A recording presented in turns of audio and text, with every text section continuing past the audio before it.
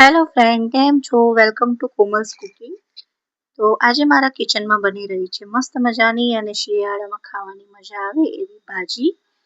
તો રેસીપી શરૂ કરતા પહેલા જો તમે મારી ચેનલને સબસ્ક્રાઇબ ના કરી હોય તો કરી દેજો.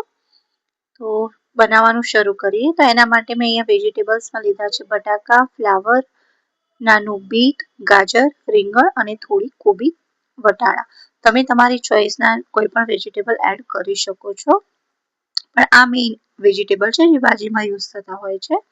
બીટ ઓપ્શનલ છે, બીટથી થોડો કલર સરસ આવે છે. હવે બધું વેજીટેબલ આપણે એક કુકરમાં ટ્રાન્સફર કરી દઈશું અને સ્વાદ પ્રમાણે મીઠું નાખી અને 5 થી 6 વિસલ એને થવા દઈશું. હવે આમાં છે એક સિક્રેટ ટ્રીક જેનાથી હું ભાજી બનાવું છું. તો ભાજીમાં એકદમ સરસ એવી સ્મોકી ફ્લેવર આવે એના માટે હું અહીંયા ટામેટાને આવી રીતના ડાયરેક્ટ ફ્લેમ પર શેકી લઈશ. એનાથી જે આપણે રીંગણનો ઓળો ખાતા હોય ને જે ટેસ્ટ આવે છે એવું થોડું ટેસ્ટ આવશે. તો બધા ટામેટાને આવી રીતના આપણે શેકી લઈશું અને પછી થોડા ઠંડા થાય એટલે એની છાલ કાઢી અને સમારી લઈશું. હવે એક મિક્સર જારમાં અહીંયા મેં 4 મોટી સાઈઝની ડુંગળી લીધી છે અને આપણે ગ્રાઇન્ડ કરી લઈશું. ડુંગળીને તમે કટરમાં કટ કરીને પણ લઈ શકો છો. હવે જે ટામેટા આપણે શેકીને લીધા હતા એ પણ મિક્સર જારમાં લઈ લઈશું. એમાં 2 મોટી ચમચી જેટલું કાશ્મીરી લાલ મરચું લીધું છે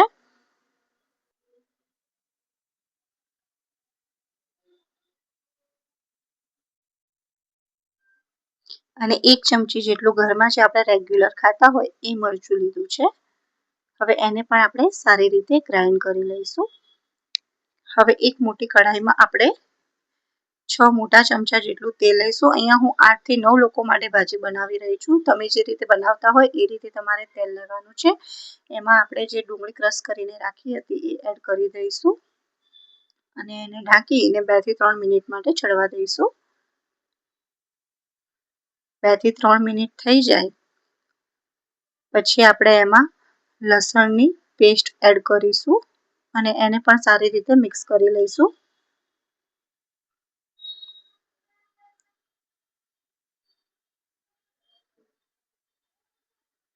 ડુંગળી થોડી સતળાઈ જાય પછી આપણે ટામેટાની જે પ્યુરી બનાવી હતી એને એડ કરી દઈશું.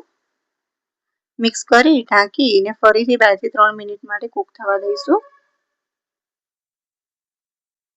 સરસ તેલ આપણું છૂટું પડવા આવ્યું છે તો હવે આપણે એમાં કેપ્સિકમ એડ કરી દઈશું.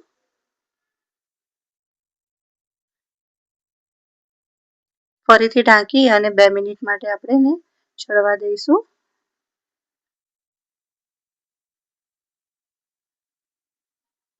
અહીંયા મારી પાસે થોડું લીલું લસણ હતું તો એ મેં એડ કરી દીધું છે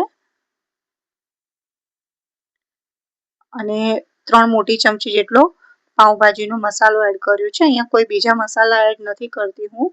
ધાણા જીરું કે હળદર પાવડર અહીંયા એડ નથી કરતી. હળદરથી ભાજીનો કલર થોડો ચેન્જ થઈ જતો હોય છે.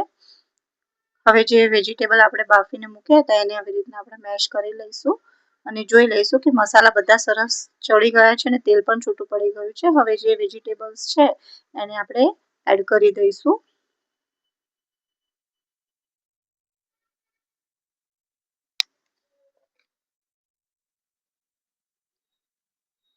બધી વસ્તુને આપણે સારી રીતે મિક્સ કરી લઈશું. તો બસ સરસ મજાની બધી વસ્તુ આપણી મિક્સ થઈ ગઈ છે અને એકદમ સરસ ભાજી આપણી રેડી છે. હવે ઉપરથી થોડું બટર એડ કરી દઈશ અને થોડી કોથમીર. તો તૈયાર છે આપણી સરસ મજાની એવી ભાજી. જે ટામેટા આપણે શેકીને અંદર એડ કર્યા હતા એનાથી એકદમ સ્મોકી ફ્લેવર આવે છે અને ખાવામાં ખૂબ જ ટેસ્ટી લાગે છે. તમે એકવાર આ રીતે જરૂરથી બનાવજો અને મને કમેન્ટ કરજો કે કેવી બને છે. તો તૈયાર છે ટેસ્ટી એવી bhaji pav. Thank you for watching. મારા વિડીયોને લાઇક, શેર અને ચેનલને સબસ્ક્રાઈબ કરવાનું ભૂલતા નહીં. Bye bye.